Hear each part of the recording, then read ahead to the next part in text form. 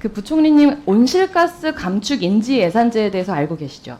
네. 네. 자세히는 뭐 깊이 있게 제가 네, 알지는 이제 막 못합니다만. 도입된 제도니까요. 그러니까 국가 재정으로 우리가 추진하는 사업들이 온실가스 감축에 기여하는지 아니면 배출에 기여하는지 아니면 감축이랑 배출 요소를 둘 다 갖고 있는지를 분류를 해서 국가 재정이 기후위기에 미치는 영향을 파악하고 그거를 반영해서 다시 개선하는 이런 제도입니다.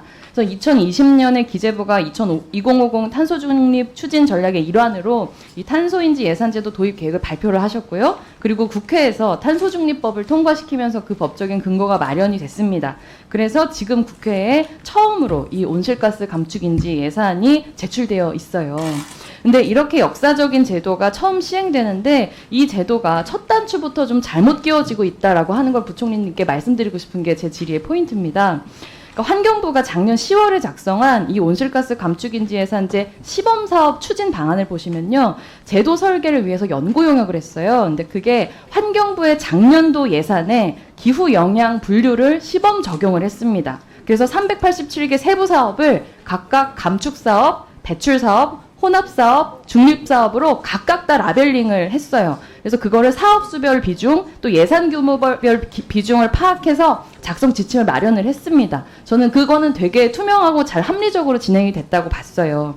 근데 문제는 연구 용역은 이렇게 잘 해놓고 정작 이 시범 사업 추진 방안에는 감축 사업만 남겨놓고 배출 산업, 혼합 사업, 중립 사업은 아예 카테고리 자체를 없애버렸습니다. 그래서 이런 도입 방식에 대해서 민간위원들 안에서 비판이 있었음에도 정부에서는 이게 제도 초기라는 이유만으로 묵살해 버렸어요. 근데 제가 보기에는 이게 제도 초기이기 때문에 오히려 첫 단추를 잘 끼워야 되는데 약간 정부 입장이 거꾸로 나온 셈입니다. 여기서 가장 황당한 부분이 뭐냐면요. 정부가 이 배출 사업을 빼버린 이유가 불이익 우려 때문이라는 겁니다. 불이익 우려요. 그러니까 정부가 이게 배출 사업으로 분류가 되면은 혹시라도 불이익을 받게 될지도 모르기 때문에 제도의 본래 목적하고 다르게 분류를 회피하거나 과소 분석할 가능성이 있기 때문에 아예 배제해버렸다라고 하는 게 정부 측의 설명이에요. 근데 이 제도의 본래 목적이 온실가스 배출에 있어서의 재정 영향을 투명성을 확보하겠다는 거거든요. 근데 부총리님, 투명성을 요구하는 것이 불이익입니까?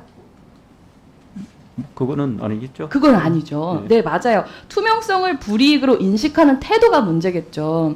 저는 국민들이 기대하는 기재부의 역할이 제도를 회피하는 부처를 감독하는 거지 제도를 왜곡하는 건 아니라고 생각해요. 근데 지금 정부의 입장은 부처를 감독해서 투명성을 높이겠다고 하는 게 아니라 반대로 이 투명성을 불이익으로 받아들이는 잘못된 관점을 수용해서 아예 배출 예산 자료 제공의 회피를 제도화하고 있다는 겁니다. 이거는 행정부가 국회 입법 취지를 전혀 존중하지 않은 것이고 사실 기재부 스스로가 도입하겠다고 밝혔던 제도의 취지를 제대로 이해하지 못한 상태라고밖에 지금은 해석이 안 됩니다. 그래서 부총리님 이거 처음 하는 것이고 워낙 바쁘셔서 이 내용까지는 잘 모르시겠지만 들어보시니까 이거 시정해야 되지 않겠습니까?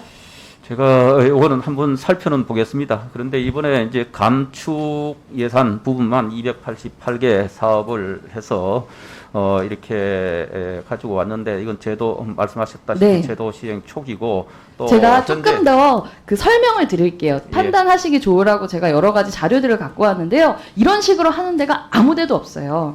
그러니까 한국에서 환경연구원, 한국환경연구원이 올해 1월에 제출한 연구 용역에서도 예산서는 그래. 감축 예산만 쓰더라도 분류는 모든 예산을 다 감축, 배출, 중립 다 분류할 걸 전제를 해놓고 있고요. 지자체 중에서 서울, 경기, 경남 등은 명칭은 다르지만 비슷한 제도를 이미 도입하고 있거나 시범 운영하고 있거든요. 근데 여기도 하나도 예외 없이 감축 사업 외에도 배출 사업, 혼합 사업, 복합 사업 다 표기를 하고 있어요. 오직 중앙 정부만 지레 겁먹고 현실을 있는 그대로 보자는 이런 노력을 회피하고 있어요.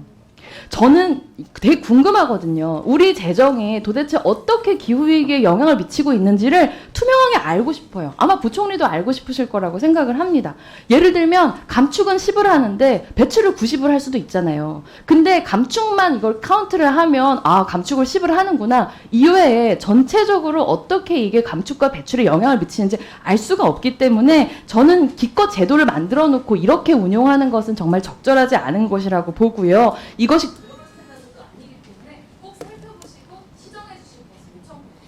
예, 이 부분은 제가 좀 살펴보고 공고가 좀 된 뒤에 무슨 말씀을 드려야 될 것 같습니다. 예. 기후 위기는 우리 기다려지지 않습니다. 빨리